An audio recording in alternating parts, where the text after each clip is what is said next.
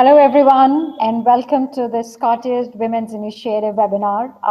I'm delighted to be here. I'm an alumni, and it's nice to come back to an energetic group and to see the initiative doing so well. Uh, we have a wonderful topic for the webinar today, and something I can totally say as an entrepreneur.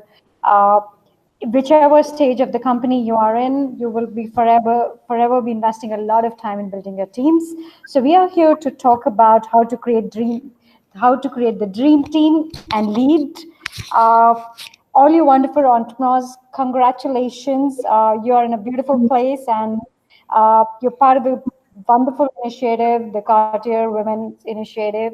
And I wish you all the best as you sort of go forward with the initiative and become part of this lifelong journey. Once you're at Cartier, you're always an alumni. This is a family. It's a great community to be a part of. And I'm absolutely delighted to be here.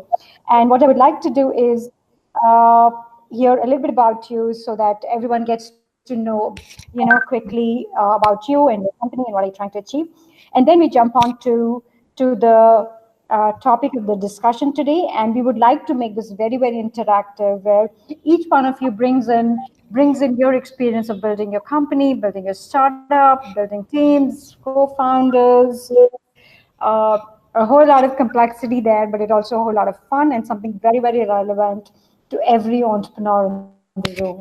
So welcome all, and very happy to have you with us. And why don't we go with a round of introductions so that everybody knows? Zineb, would you like to go? Yes, hi everyone. I'm Zineb, the CEO and co-founder of Ezygain, a startup based in Paris, and we develop a connected device for rehabilitation of working abilities. So we make it easier for people who can't work to work safely. Um, and so I will let Tatiana present herself and the company. My name is Tatiana Pimenta. I'm founder of Vittude, a Brazilian marketplace that connects psychologists and patients. And my vision for the company is that we become a global mental health care provider globally. Hello, my name is Priya Prakash. I'm the founder and CEO of HealthSetGo, and I'm from India. And HealthSetGo is an organization that works with thousands of children in India in schools to inculcate healthy habits in children from a young age so that they can grow up to be healthy adults. And what we are working towards is a healthier planet which is free of disease. And that's our goal and our vision. I would now like to hand it over to Marcela to introduce herself. Thank you. My name is Marcela. I'm the CEO and co-founder of Hola. We have an integration solution for forced migrants. We work with returnees, refugees, and deportees from the United States to Mexico. We work with education and technology, access to employment and technology, and financial inclusion. And our vision is to change the way forced migrants are perceived across the world and to be able to provide and expand this integrated solution, not just to Latin America, but to the rest of the world. And Liza, would you like to introduce yourself? Thank you, Marcela. Hi, everyone. I'm Liza Velarde. I'm the co-founder and CEO of Delee. Delee, we are a medical devices company who developed a blood test for isolation of cancer cells. So we want this technology to be available to hold the world for early cancer detection and also to monitoring the effectiveness of the treatment and disseminate a personalized treatment for all cancer patients and help them get care. Thank you so much, Sue. So I'm Tracy O'Rourke from Ireland, and I am the CEO and founder of Vittude. And at Vittude, we're helping climate change, and what we're doing is we're helping large multinationals reduce their carbon footprint with energy efficiency as a service model, and it helps them do so much more than their capital budgets allow. And we just look after building upgrades, and we charge them a service fee that is more than covered by the energy savings. So it's a very clever way of tapping into wasted energy to fund, ultimately to fund improvements to carbon footprint and ultimately help climate change. So that's what we do. Wonderful. I love the range of businesses on the table. I love the impact that you ladies are generating, and I can totally imagine that you need to build great, stronger organizations to achieve these big goals that you've set out for yourself. So I'm going to set up the conversation with something that I always get asked, which is co-founders. So I'm a single founder, but Liza, let me begin by asking you. Do you have a co-founder? Thank you. Yes, we are a group of three co-founders. One of them is a physicist, and the other one is a biomedical engineering. So they actually invited me to join them when they introduced the possibility to actually help people with cancer by isolating cancer cells. And I was like, okay, this sounds like science fiction, but let's do it because it is a really good way to actually help people and do it a really good to the world. So we started back in 2012. We get to know each other in an entrepreneurial class, and we have been together since then. And right now we have grown to the team to 18 people, and we're now in clinical trials. So in order for us to get a relationship that lasts that long, it wasn't that easy. But we managed to work it together with dialogue and conversation and to trust each other. It's mostly about trust. I can totally imagine. Tatiana, what about you? Yes, I have a co-founder. Everton and I, we are friends from a long time. And we both share some issues concerning mental health. He had a burnout and I had depression in the past. So we experienced some issues when looking for a psychologist and looking for treatment. And this made us be decided to start something to help people to find a psychologist. And one thing that, in my opinion, is really important is that when looking to a co-founder, we have to understand if the co-founder or the person that you want to become your partner, if he or she have skills that are complementary to yours. In our case, Everton is a really talented guy for finance and operations. He's the great COO of Vittude, and I have some skills related to communication. So I'm the one that talks to investors, that presents Vittude to media, and do all the things related to people. And he is the guy that stays in the office doing everything and making things happen. And one thing is important because we started a startup, and what I miss is that I didn't look for a CTO as a co-founder in the beginning. We decided to hire a software house, and this was a huge mistake in the very beginning. Now we did a vesting contract to a guy that's going to be our CTO. But if I had looked for it in the past, it would be very better for us. Interesting. I think it's an interesting problem to solve, and something that we all end up sort of, it's a question, around, especially at early stage, whether you outsource it or you do it yourself.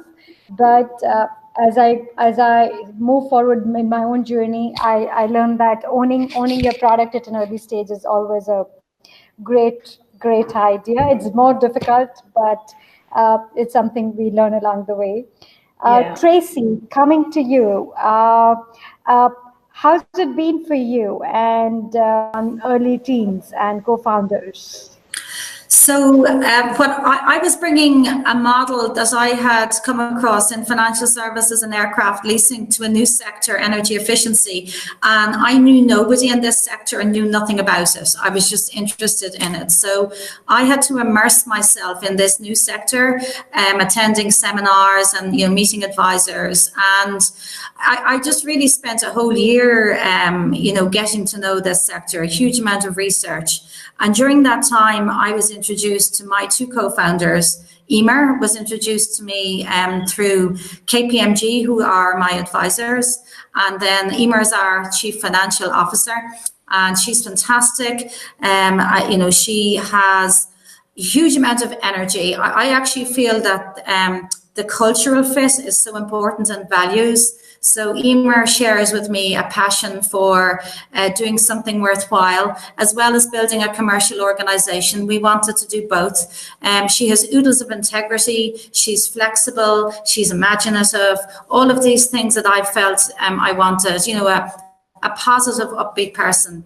And then I also got introduced to Paul, and also passionate about energy efficiency. He really understands this sector. He's our engineer and our engineering expert. And, you know, both of them have become dear friends. I didn't know either of them before, you know, unlike some of the other ladies who had, you know, lifelong friendships, or people who they knew for a while and trusted. But, you know, you get a feel for a person when you meet them, and you know, maybe it's an intuition or an instinct. But for me, I wanted them to share my passion, my values, people who I knew we could go through all the ups and downs with, because it's like a roller coaster in an early stage business. So you need people who you feel you can go through the tough times with. So for me, so much was about belief and values and just a similar mindset, and the skill sets were almost secondary. You know, obviously I needed an engineer and I wanted a CFO, but yeah, it was about fit. I'm sure that'll resonate with everybody. That was so important for us.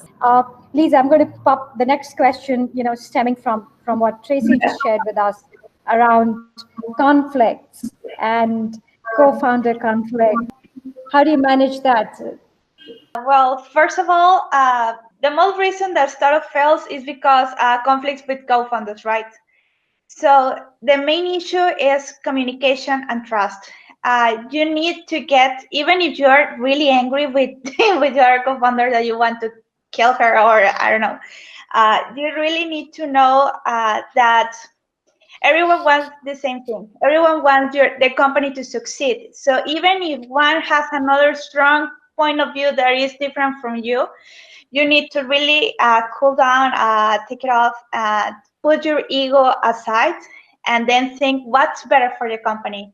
How can I really make it grow? How can I make it a really strong company? Because at the end of the day, you are the company. You as a co-founder, you are the soul of your company. So you really need to work together.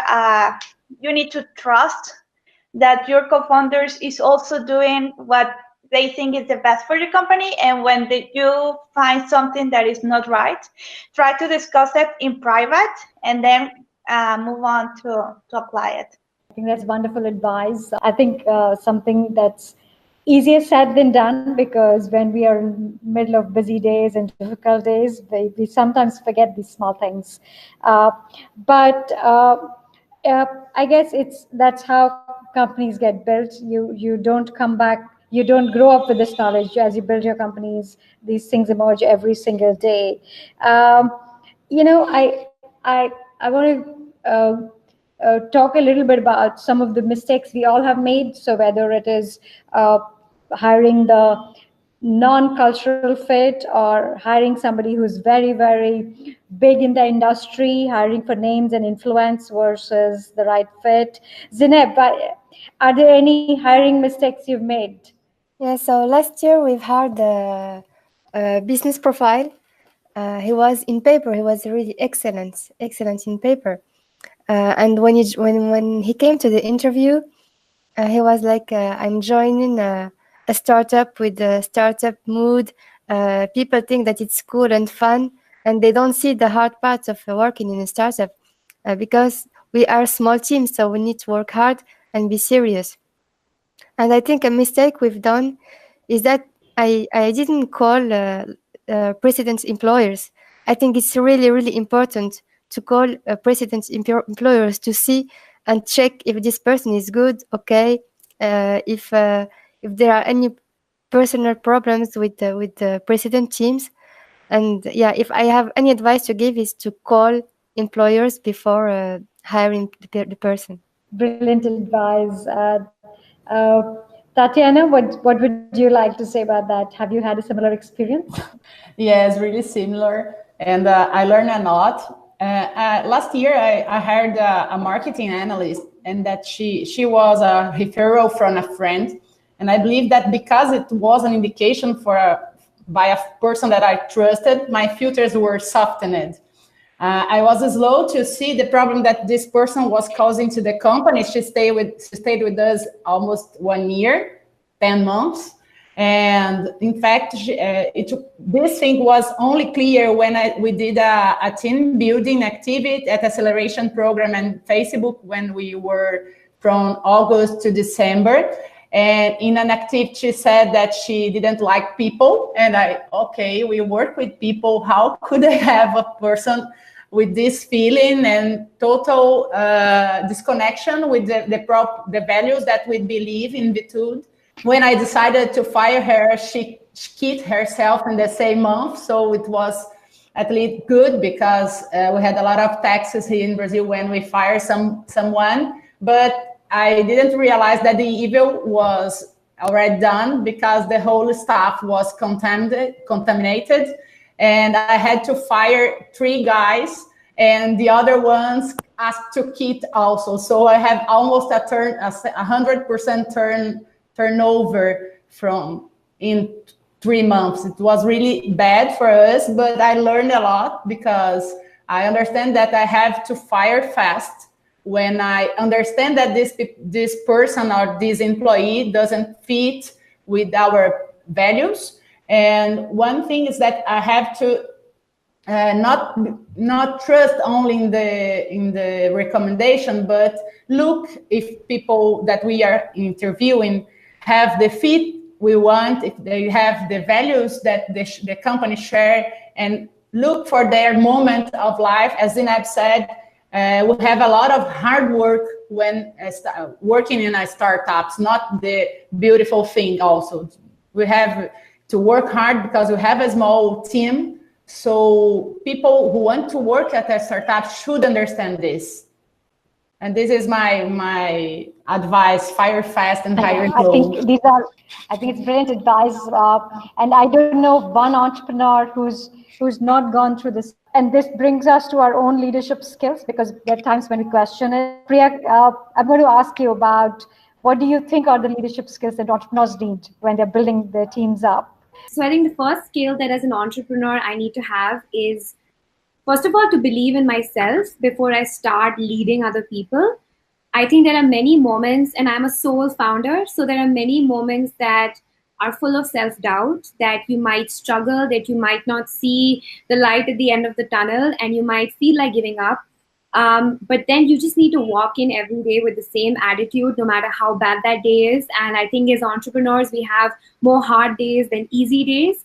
To walk into your team and still smile at them and motivate them and communicate the vision that you have. So one thing that I constantly do is whenever somebody walks into my room or is interacting with me, I always try to communicate my enthusiasm and passion, because that is, I think, my strongest point, that I can do that. Because not all employees that you have will be feeling the same way as you about your company. I mean, I feel a certain way about health and I feel a certain way about making an impact. But the fact is that most people working in our companies might not feel the same passion. So one really important thing as a leader, I feel, is to communicate the passion and vision. And then I think through the communication and belief in the vision, another skill that an entrepreneur and leader should have is to be persistent. A lot of people ask me after 2 years, Priya, are you still running this company? Like, didn't you think of doing something else? Like, are you still in the game? Are you still doing this? And I said, yeah, I'm still doing this. And I want to do this for the next 100 years if I can, for the rest of my life. I think we just have to be persistent because, these are the 2 main skills that I would like to say. Wonderful. Thank you for sharing that. Marcela, it's your turn to share. What do you think of entrepreneurial skills, the leadership skills an entrepreneur needs to have? I don't know. I mean, I personally didn't ever think about building a company. And in overall, I don't know. I just think it's like you have to be able to sort of like develop the skills on the go. For Hola perspective, we have this motto that says talent is everywhere, but opportunities are not. And that's how we envision our students.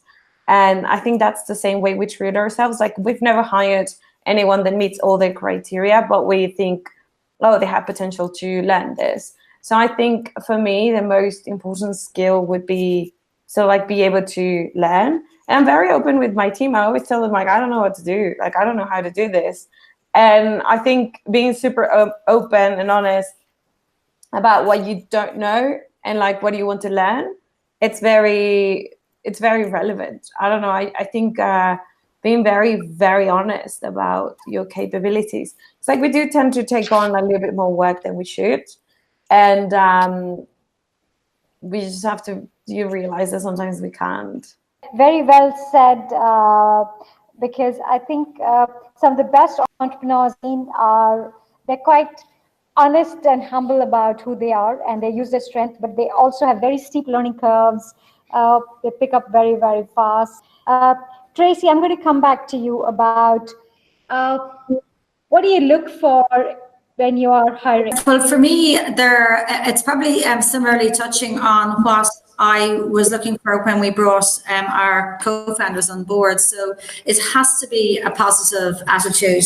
And I really love what Priya said just there about the energy and the passion and the vision, because I do really think so the leader needs the vision, and you need to have people coming out, and like I really feel that as well about having to put the energy in the room. And my co-founders say we feed off your energy, so if I'm not full on, it's where's your energy?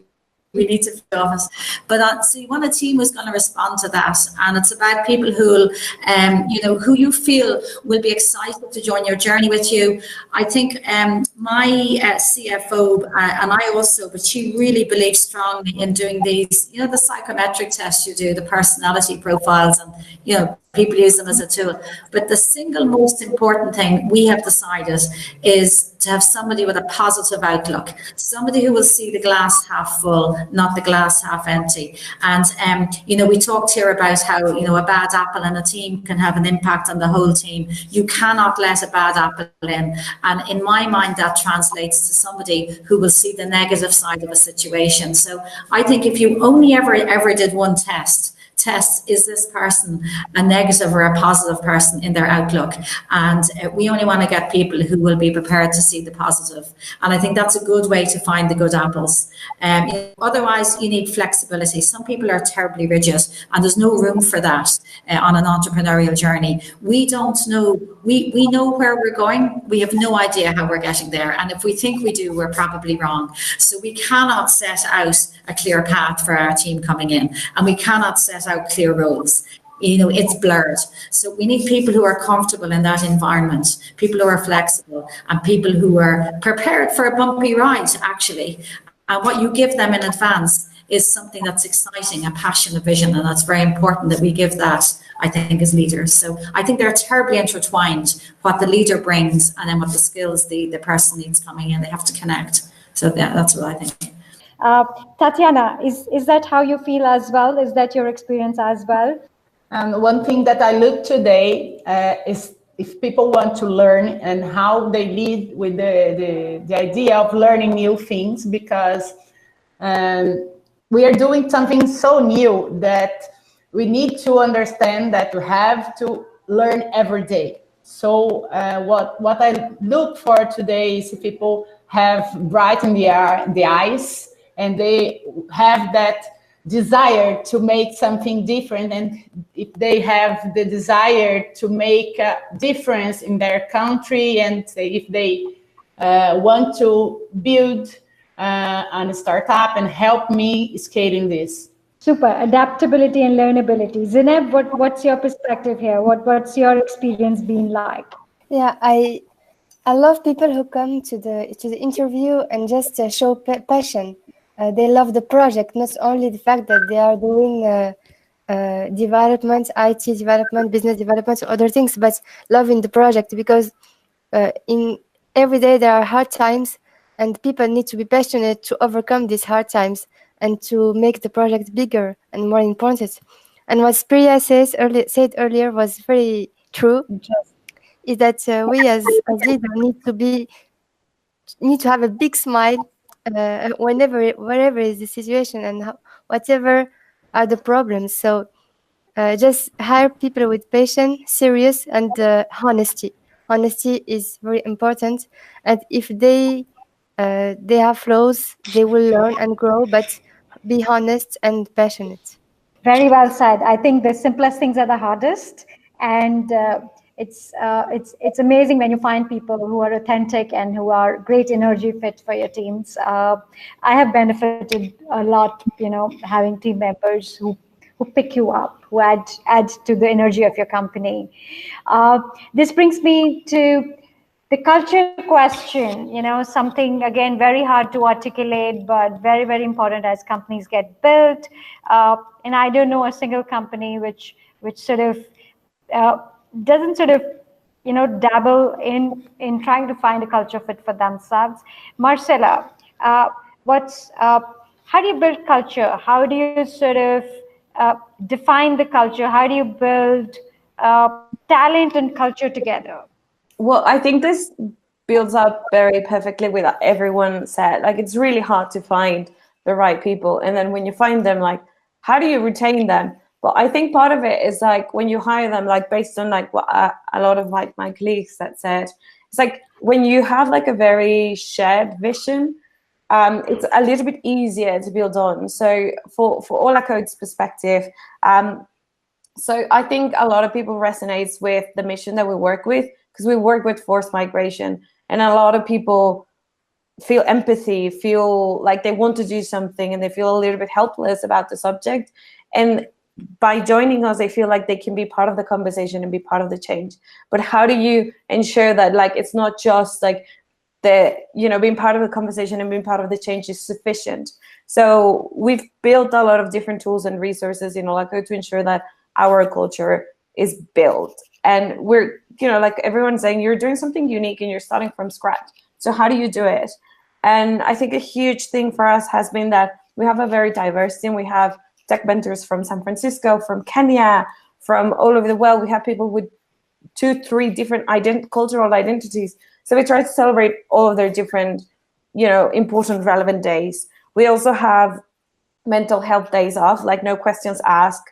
We also have to take care of ourselves a lot, because we are in a line of work in which we're facing directly our community. We're working directly with the students, and we get to see their ups and downs. When a student drops out the program, we get crushed. Like we're putting all of our hearts in this person to be successful, and then they don't make it to the end line. So it really hits us. So we have created retreats, we have created spaces, all of these so that people can take some time off and like celebrate a little bit of like what we have accomplished, because we're always in a very, very fast clock. Like, oh, we need to meet this quarter, we need to meet this goal, we need to have this much students, we need to have this much graduation, we need to have all this like software projects delivered. And like we forget about the small wins, like, oh yeah, we showed up today to the office and we're not bankrupt, so yay. Like, I mean, like we're still here. So it's all about like sort of like celebrating the small things, ensuring that everyone gets celebrated properly, and like creating the right mechanisms for people to just thrive and allow them to grow. I think that's super important. Liza, you wanted to add something to this. Yes, just a quick tip. When you're hiring someone and you want to retain them, the first hire, you always have to look for needs. What that means, you have to find people that is much like you. So they share the same values and they share the same passion about your company, and the way that you can find it into the interview, you feel that connection with the person, go ahead and give it a try. The hard skills can be learned, but the soft skills are easy to learn. So that's why I focus on finding mini use as a co-founder, as a founders. Tracy, this is something you value as well. So, first of all, on a personal level, very similar themes. I wanted to build a company where myself and my team could absolutely thrive, but both personally and professionally. And I love to see the views in the room of the other ladies, because really prioritizing mental health. And, you know, I never make a big deal if somebody makes a mistake, because I actually put my energy into collaborating with them to solve the mistake. And we all are going to make mistakes on a journey like this, no blame. And again, if somebody needs time off, you know, really supportive, because, you know, we definitely want to have an environment where people actually look forward to coming in and where it's a safe environment. And I think people thrive and they're really creative when you can set that climate, and that's really important. I think then looking at the overall culture, I wanted to create something. We're selling into large multinationals, and I worked in large multinationals for most of my life, and then I also worked in some early stage startups more recently, and I wanted a blend. So I love the professionalism of the large multinationals, and I want us to be absolutely professional, to really have exceptionally high standards in everything that we produce. So our pitches, and, you know, just a very, very high quality engagement model with large organizations. I want to do that as well as the big guys. But on the other hand, I wanted agility and I wanted innovation. And there we were taking a leaf out of some of the smaller companies' books. And I actually was really fortunate to work for one. I worked for a couple of, advised a couple of early stage companies that didn't quite have the professionalism of the large companies I've worked for. And I said, I want the professionalism. And then I worked for an amazing high growth startup that was really, really well run, but it had agility and it was innovative and it was exciting. And it was great to be part of that, because I thought that's what I want Vivid Edge to be. I want us to be high caliber, and, you know, all of the values, the integrity, the trust that comes often with well-established multinationals, but agility and innovation and creativity as well. So we're kind of blending that, and it's actually working really well. And it's just been clear on where you're going to follow the traditional recipe and where you can be a little bit different. So our culture is a blend of the best of both, I like to think. And then also we're trying to create a place that's just where people can thrive, where I can thrive, and where people can blend their family lives and their work life as much as they need to, and that the team feel the same. So I think it's really important to get that right. And that was a huge part of my personal vision. I wanted to create a place like that, so I could work in it, and everyone else can work there too. Tatiana, you wanted to add something to this? For me, culture is related to example. So if you want to build a culture, you have to be an example for your team. For me, it's crucial. And you have to give some freedom and ownership for them to build and to innovate. So you have to encourage them to be bold and to enhance ways to try and error and do again. So this ownership and this freedom is really important for them to try and make things different. Thank you. Thank you for sharing that. I think this is a really extensive question, and I think we can spend like a whole day talking about it. But I want to come to something a little more tactical, which is, you know, I think as entrepreneurs, we're self-motivated. We are persistent, we understand the game better, but people come into your company with very different perspectives, very different life stages, and very different form of engagement, you know, given where they are in their careers. How do you keep your teams motivated? How do you keep that energy going up? How do you keep them to keep moving forward? Because if people don't grow, your company doesn't grow. Priya, do you have a perspective you want to share on that? So the nature of our work is actually quite difficult. And it's not only about that. When you said, you know, people from different backgrounds, I think we also have people from different age groups. So I happen to be you know, in somewhere in the on the younger side of my company. I would like to say there are people way older than me, you know, who work in my organization, and they share totally different outlooks in life, and they might or might not, you know, gel with other teams the same way. Like our tech team is very young, but our operations team is quite on the older side. So I feel like in an organization which is growing, we currently have about 27 employees. Next year, we actually aim to hit 61 employees, which is something that I can't even imagine right now. But how do I keep this team together, and how do I keep this team motivated?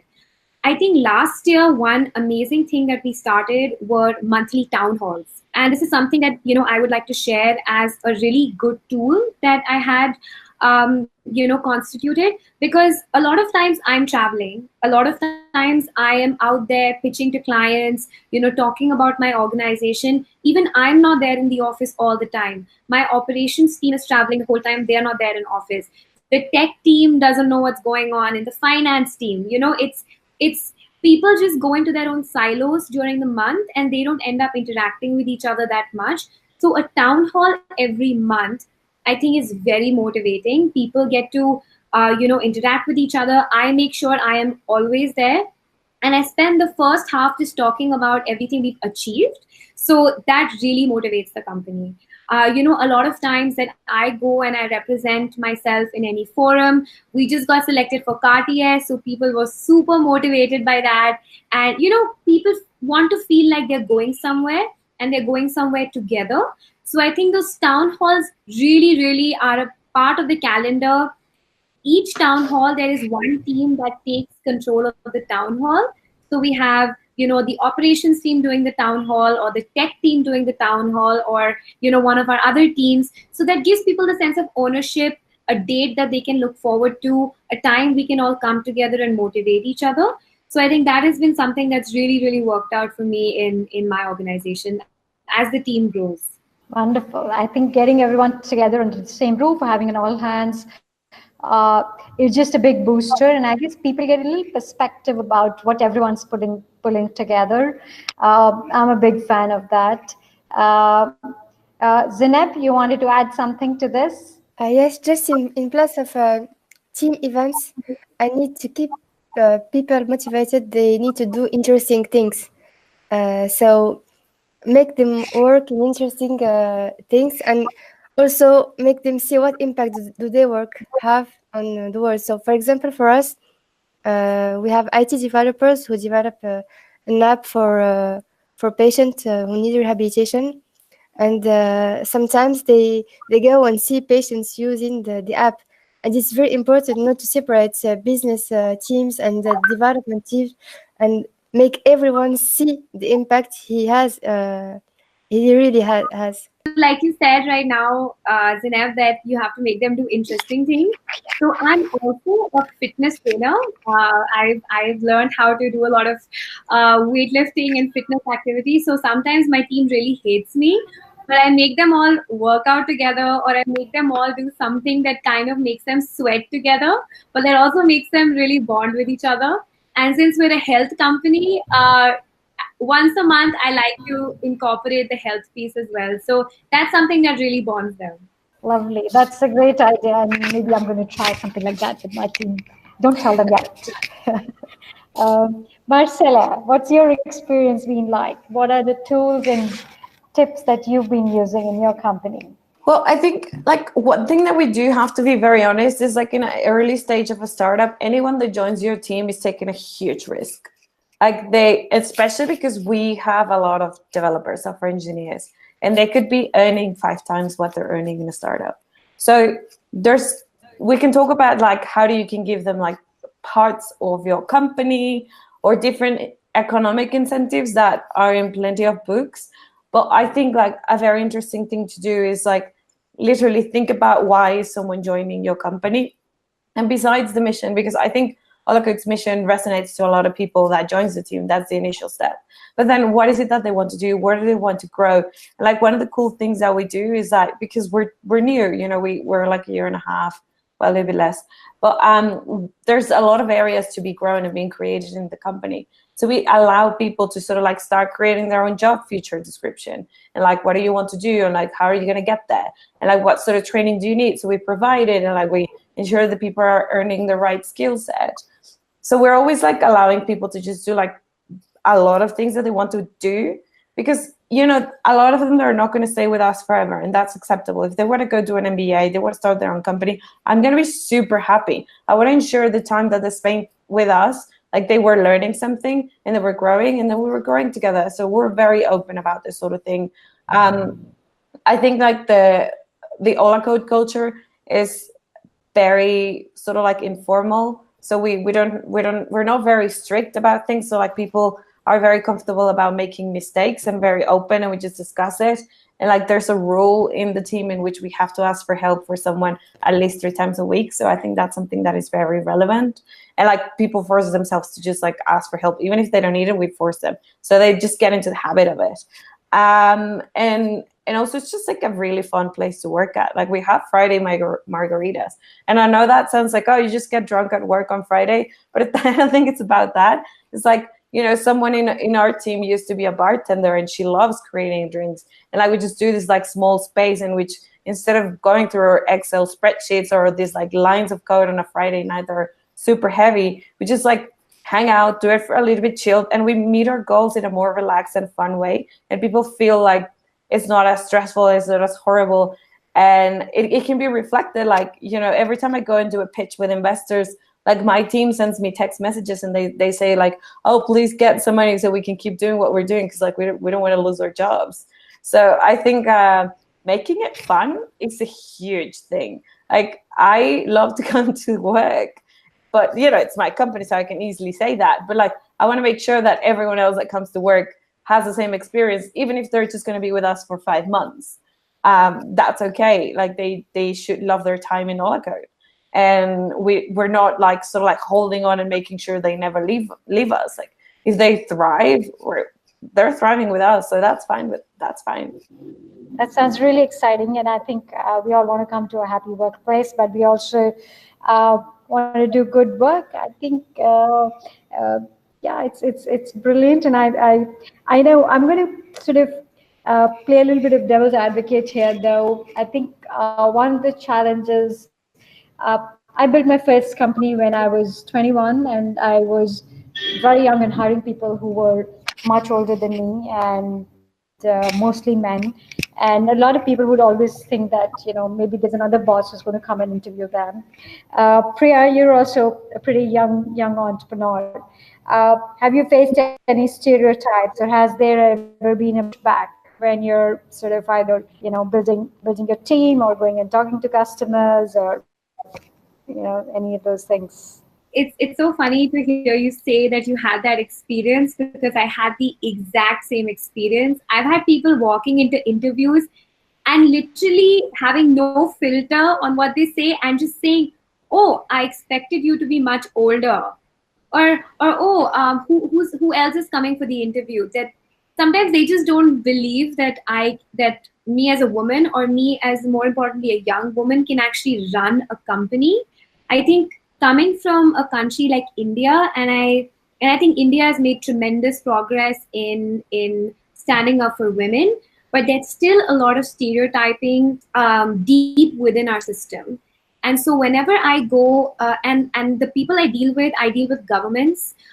You know, I'm predominantly walking into a room full of men, and these are older men, 50 plus.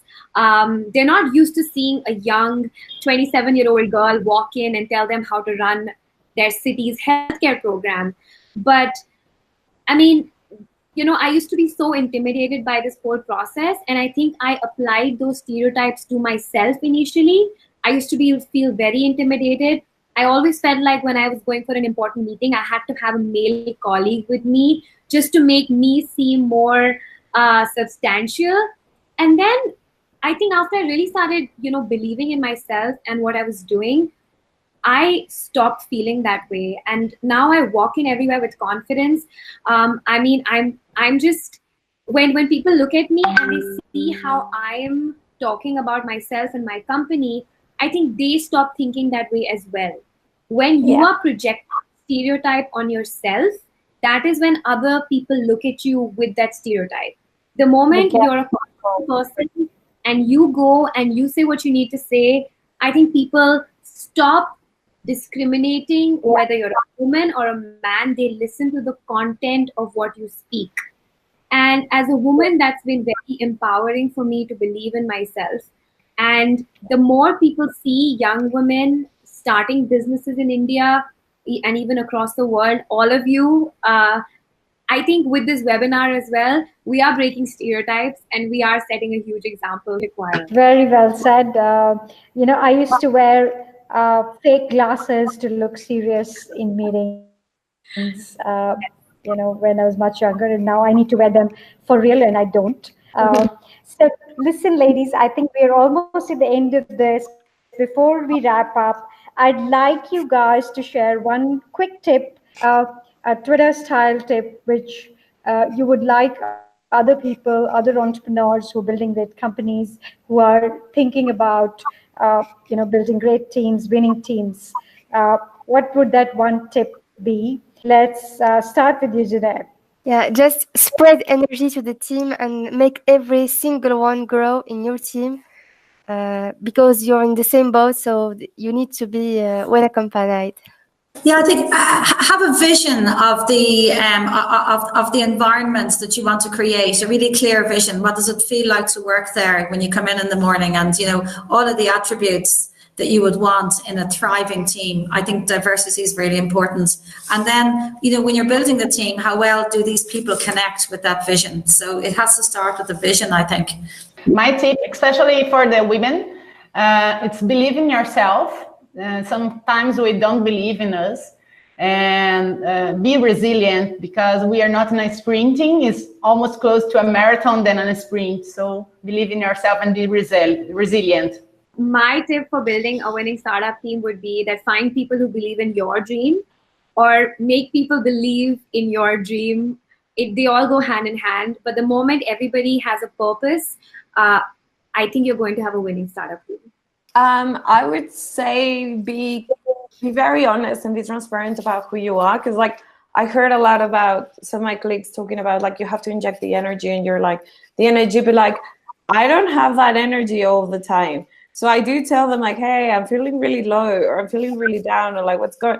I am super transparent and very honest about who I am and what are my capabilities, and I think people respect that a lot, because especially women, we're supposed to do all of these different things, and on top of that look perfect, and it's just I think for me it's a very dangerous narrative, and I just try to be stepping away from that and being completely transparent and saying I can't do this, this is too much, and people respect that. So I think transparency and honesty about you, the stage of the company, the possibilities, is super relevant, because people feel even more safe, even more secure when you are completely honest. Well, for everyone who wants to start a company, be true to your mission, be true to yourself. It's not going to be easy. You need to have friends, hire fast and fire fast too. Share your mission with all the world, so you can grow a huge team, a huge family that can help you to take this mission to reality. Thank you. Very brilliantly said, very pragmatic. Brilliant, ladies. I believe you guys are really awesome entrepreneurs, and you're building fabulous businesses and great teams. I love how much you love your teams and how passionate you are. I'm taking away a lot. I learned a lot during this conversation. I hope people who are watching the webinar and who do it later, they do so as well. Wishing you good luck in the initiative and at the ceremony, and have lots of fun. This is a great tribe. And thank you everyone who joined us today. I really enjoyed this conversation.